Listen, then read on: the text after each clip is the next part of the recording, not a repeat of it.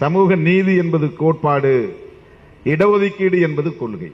ஆதிக்கம், ஒடுக்குமுறை, சுரண்டல் இது எந்த வடிவத்திலும் வரும். திடுமென காவல்துறை எம் மீது தாக்குதலை நடத்தி ஏராளமானவர்களை அடித்து மண்டையை உடைத்து காயப்படுத்தியது, ரத்தம் சிதற வைத்தது.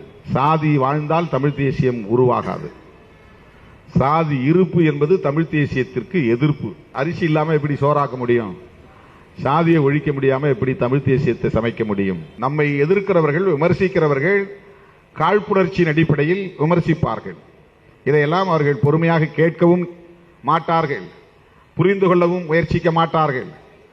திருமாவளவன் இன்ன ஆள், அது போதும் அவர்களுக்கு, அவ்வளவுதான். பிற இனத்தின் மீது வெறுப்பை விதைப்பதல்ல தமிழ் தேசியம். அது சரி என்றால் RSS காரன் முஸ்லிம்களின் மீது உமிழ்கிற வெறுப்பு சரி என்றாகிவிடும். அதை நாம் வெறுப்பு அரசியல் என்று சொல்லக்கூடாது.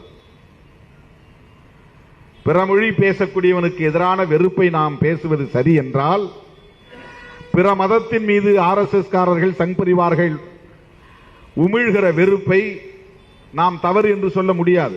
அதுவும் சரி என்றாகிவிடும்.